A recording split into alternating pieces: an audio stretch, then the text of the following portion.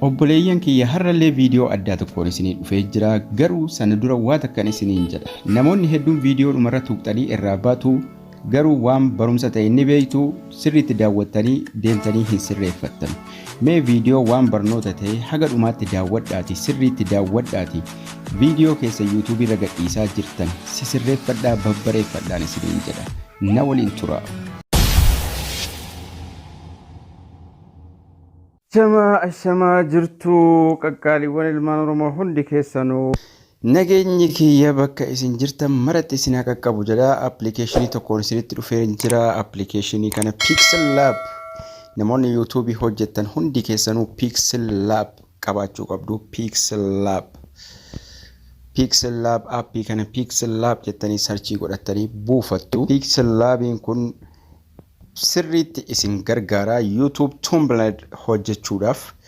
Duraan KineMaster irratti isin barsiiseen jira. KineMaster namoonni hedduun isin rakkisee jira argeen jira.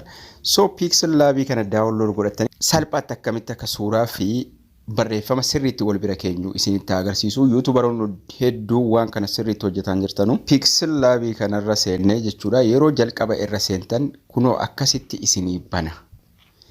Saayiziin isaa asii jalqabee haga asitti kan hunda keenyaayyuu Pixel Lab yeroo banu akkasitti bana. Mee sirriitti hubadhaa, suuraa keessan bareechaatii fidaa YouTube gubbaa kaawwadhaa.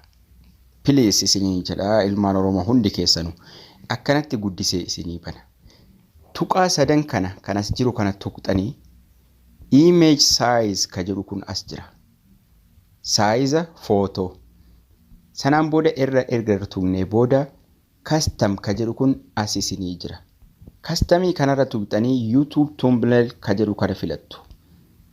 Sanaan booda 1280 okay itti goona. Amma kan sila asii qabee haga asii jiru sun xiqqaatee haga kana nuu tahee jira. Haga saayiza suuraa finnee YouTube irra keenyu san tahee jira jechuudha. So amma asitti bakka kanatti jechuudha. Suuraa fi barreeffama haala kamii wal madaalchifnee wal bira kaahuu dandeenya. Suuraa takka haa fidu. Ida'uu kanarra tuqeen suuraa tokko fidadha. From gallery jedha. From gallery godheen suuraa tokko fidadha.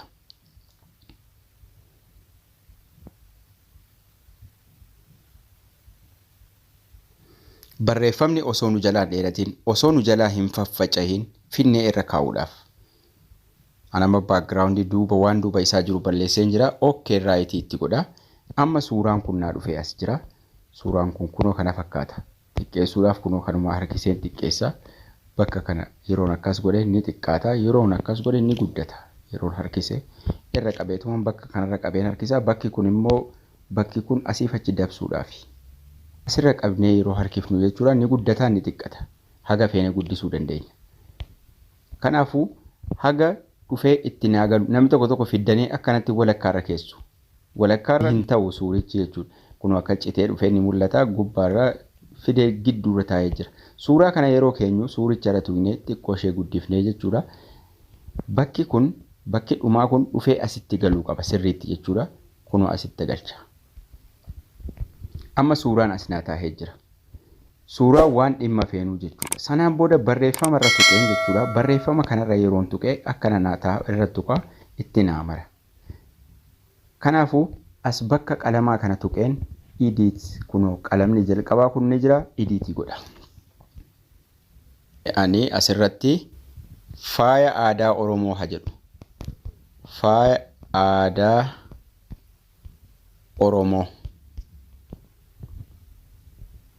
Asirratti barreeffama kana yoon fedhe jechuudha bakka kana tuqeen kan gadi ceesisa. Bakka kana tuqeen gadi ceesisa. Akka inni masmara lamanaaf ta'uudha jechuudha. Ergan gadi ceesisee booda kaapitaalii godhachuudhaaf qubee gurguddaa godhachuudhaaf taa kana tuqeen qubee gurguddaa godhadha. Ergan godhadhee booda okay itti godha. Barreeffamni kun asitti naa dhufee garuu ni qaqallattee barreeffamattiin sirrii miti. As jiru kana tuqa. Kana ergan tuqee booda kun bakka kana kan jiru san ergan tuqee booda milikkita adda addaatu bakka kana jira. Xiqqoo irra deemeen text size ni jira gurguddisuudhaaf. Font ka jedhu barbaadadha. Font ka jedhu kun bakka kana jira. Fontii kanarra tuqeen qubee haala kamiin akkan barreessuu fedhu as keessaa filadha. Xiqqoomee kanaa filadhu okay itti godhaa yookaan kun asillee kunis ni jira. Amma gurguddate qubecha irraan tuqaa yoon fedhe ammas walitti deebisuun hin danda'a. Ergan irra tuqee booda bakka kana qabee 3 gochuun hin danda'a. Akkasitti jechuudha. Qubeen kun wal jala darbee akka hin teenye yoo feene kunoo asumarra bakkuma kanarra asiif achi deddeemnee jechuudha. Sirreessuu ni dandeenya. Kunoo bakka kanarra Allahin bakka jedhu kana tuqeen ka jalqabaa kana yeroon tuqadhe dhufee istireeta tokkorra naanamma jechuudha. Amma naanammee jira.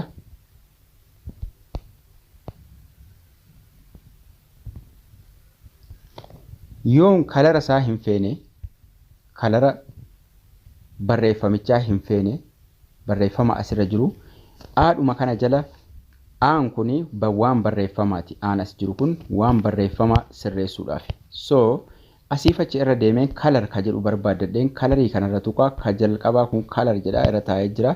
Kalara itti jijjiira. Kalaran fedhu jechuudha.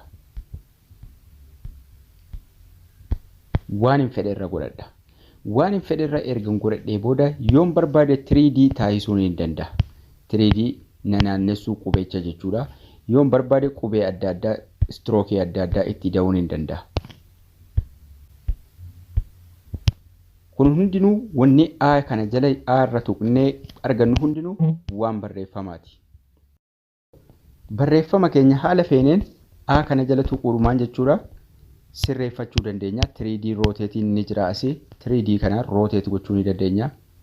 Qubee kana akka feenetti barreessuu dandeenya. Feenu kanatti dhiisuu dandeenya. Feenu kanatti dhiisuu dandeenya. Feenu istireeta goonee dhiisuu dandeenya. Shaadoon ni jira. Kan gadi calanqisu jala sanillee itti godhachuu dandeenya. Shaadoo kana tuqnee kalara feenerra kaawwannee kalara barbaannerra akkasitti kaahuu ni dandeenya. Garuu shaadoon na barbaachisu. So amma backgroundii waan duuba suuraa kana jiru kalara isaa jijjiiruudhaaf kunoo kan as jiru tokkoffaa lammaffaan qubeedha sadaffaan ni jira arfaffaan ni jira backgroundiin as jala jira kalar ka jiru kana tuqaa kalarii kanarraa waan fedhetti itti jijjiira. Kalaran fedhe fidee jala ka'a. Yoon barbaade kalar ka jiru kanarra tuqeen kalara filadha. Waan fedhe irra jechuudha.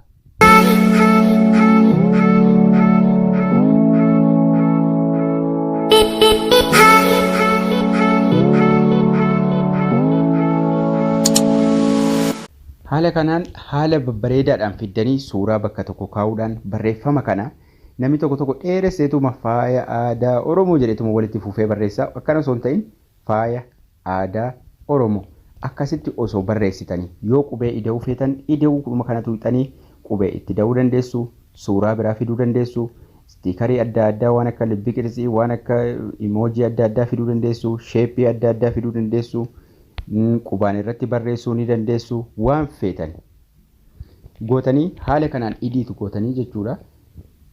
Anamma kan asirratti isinitti agarsiise haala kamiin akka bareechinu haala kamiin akka miidhagsinu osoo hin taane haala kamiin akka walitti fiffiduu dandeenya. Asirratti erga akkana walitti fiffinnee booda seeviin kun as ni jira. Seevii kana tuqnee seef piroojektidha kan jalqabaa. Seef iimeej kan jedhu kanarra tuqnee asitti PNG irra kaawwannee seevii godhanna. Seeftuu gaalaarii keenya keessa deemnee ilaalla yoo feene sanaan booda gara yuutuubii gubbaa geessinee irra kaawwanna jechuudha haala salphaa ta'e. Egaan hordoftoota chaanalii yuutuubii Abdul App barnoonni keenya har'aas kana fakkaata ture. Warri maatii ta'uudhaan haga har'aatti laayikii koomentiidhaan jajjabeessaa turtan galatoomaa ulfaadhaa. Warri maatii hin ta'inis sabskraayibii tuqaa laayik godhaa. Hiriyoota keessaniifis qooduudhaan jajjabeessaa na bira dhaabbadhaan isiniin jedhaa. Haga barnoota itti aanu walitti deebinutti turtii gaarii.